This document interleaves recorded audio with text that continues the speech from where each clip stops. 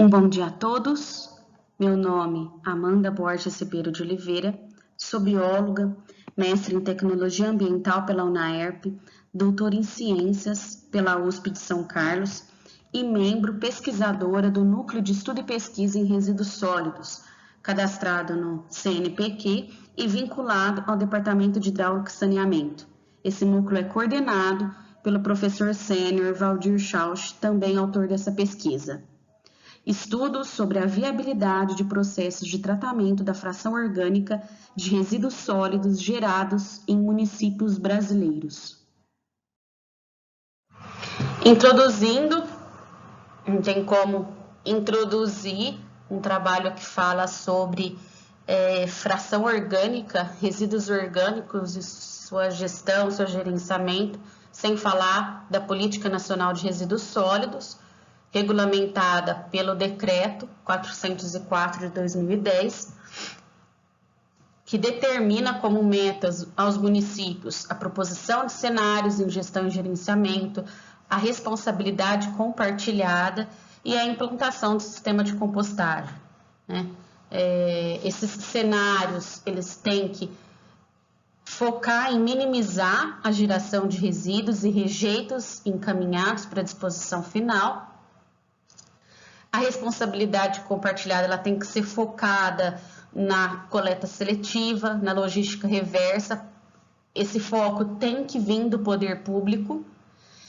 E aí, como sugestão de técnica, a compostagem, né, até para incentivar a utilização do composto produzido. Apenas os rejeitos, de acordo com a política, apenas os rejeitos podem ser aterrados.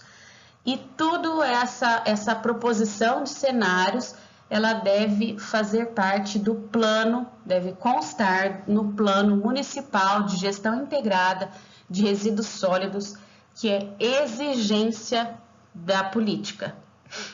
Os municípios devem elaborar o plano de gestão integrada dos resíduos sólidos. A ABRELP 2017 constatou a ausência de iniciativas consolidadas para o aproveitamento e recuperação da fração orgânica. Com isso, como consequência, a sobrecarga nos sistemas de destinação final e também diz que milhões de toneladas de resíduos orgânicos são ainda irregularmente depositadas por ano em lixões. Isso foi publicado em 2017, mas é referente a 2016. Reichert, em 2013, disse que se a proposta de cenários for ampla, se ela envolver estratégias de manejo que considerem aspectos ambientais, aspectos sociais e culturais, aí sim o sistema vai ser realmente sustentável. Entrando aí na questão de gestão integrada, como a política diz, não podemos pensar que somente resíduos sólidos urbanos geram resíduos orgânicos. Por quê? Os resíduos de serviço de saúde dentro de hospitais têm geração de orgânicos, dentro de indústrias tem geração de orgânicos, de repente nos refeitórios, enfim, é gestão integrada. Então, o poder público tem que pensar no município, na gestão de resíduos do município como um todo. Com tudo isso, o trabalho buscou encontrar na literatura um direcionamento para o manejo adequado desses resíduos, comparando estratégias de tratamento que promovessem a maior redução da carga orgânica em menor tempo, com menor custo de implementação e passíveis de licenciamento por órgãos ambientais regulamentadores.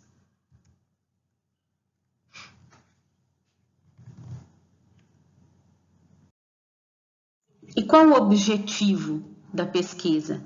Seria desenvolver uma revisão de literatura que permitisse um estudo analítico das viabilidades técnica, ambiental e econômica nesse processo de tratamento da fração orgânica e, assim, nortear a proposição de cenários para modelos de gestão e gerenciamento dos resíduos sólidos gerados nos municípios brasileiros. A metodologia, num primeiro momento, a busca de referências por palavras-chave, utilizando Google Acadêmico, Cielo, Biblioteca Virtual da Escola de Engenharia de São Carlos, USP. Como foi feito esse levantamento?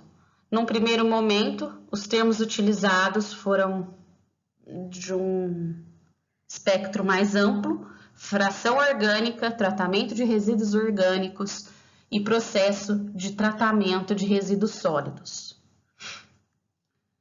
Num segundo momento, indo mais direto nas técnicas de tratamento de fração orgânica, biometanização, compostagem, vermicompostagem, incineração e pirólise. Foram descartados trabalhos encontrados sobre o tratamento de algum resíduo específico, pensando na amplitude do cenário de gestão integrada, aquilo que eu havia falado. Se a gestão ela é integrada, eu não posso pensar só num resíduo de cana-de-açúcar como município. Não posso pensar num resíduo específico. Por isso, esses trabalhos foram excluídos. E também priorizou por trabalhos brasileiros e posteriores à regulamentação da política, que o propósito era auxiliar esse cenário imposto pelos PNGs. Em seguida, a avaliação e discussão das pesquisas encontradas. E aí, apresentando os resultados, primeiramente foi feito um levantamento sobre os aspectos legais. A política é o primeiro deles, fala sobre gestão e gerenciamento, inclusive da fração orgânica. Em segundo, o Conselho Nacional do Meio Ambiente, através da Resolução 481 de 2017, fala sobre a compostagem e os padrões da compostagem, os padrões de compostos orgânicos. A Portaria Interministerial 274 de 2019 fala sobre recuperação energética de resíduos sólidos urbanos, apesar de não citar quais resíduos sólidos urbanos devem ser submetidos à recuperação energética, qual que é a proposta de cenário para isso, uma vez que isso não é determinado, né, especificado, fica duvidosa a questão do cumprimento da NBR 10.004 de 2004, que diz da classificação dos resíduos sólidos. E a NBR 16.849 de 2020, ela fala sobre tratamentos térmicos por combustão para recuperação energética. Porém, ela inclui aos orgânicos os passíveis de reciclagem. E isso acaba por ir contra os preceitos da política, que diz de coleta seletiva, de incentivo à questão social e cultural do município e econômica, incluindo inclusive a logística reversa. Dentro dos estudos com processos de tratamento da fração orgânica dos resíduos sólidos, foram encontrados 10 estudos, a maioria dissertação, em seguida artigo, tese, resumo expandido. Os estados de abrangência: 5 trabalhos de São Paulo, 3 do Rio Grande do Sul, 1 do Rio Grande do Norte e 1 do Rio de Janeiro. E aí, quanto à apresentação das viabilidades de implementação em municípios brasileiros. Viabilidade técnica, ela se mostrou eficiente em 33% dos trabalhos. Aqui estão os trabalhos que apresentaram eficiência da técnica. 25% se mostrou remediável, foi aquela técnica que dá para ser melhorada, dá para atingir um parâmetro ideal. 17% se apresentou ineficiente e, por fim, os 25% não avaliaram tecnicamente o tratamento. Quanto à viabilidade econômica, percebe-se que 55% não avaliou economicamente a técnica sugerida. 9% considerou inviável economicamente incinerador e 36% viável. Esses trabalhos tiveram um bom resultado para viabilidade econômica. Juntando os dados econômico mais técnico, vamos lá. Por exemplo, técnica compostagem. Ela foi parcialmente eficiente, a aplicação da técnica, parcialmente eficiente, em 67% dos estudos. Dentre os estudos que avaliaram a compostagem, em 67% deles teve uma eficiência parcial e 100% deles se apresentou viável para a implementação. Vermicompostagem, do trabalho que estudou vermicompostagem, se mostrou eficiente, porém não analisou economicamente a viabilidade. Biometanização, 50% dos trabalhos se mostraram eficientes e 100% viável. Incineração, ineficiente e inviável. E pirólise, não estudou quanto à aplicação técnica, mas disse viável quanto à implementação para tratamento de fração orgânica.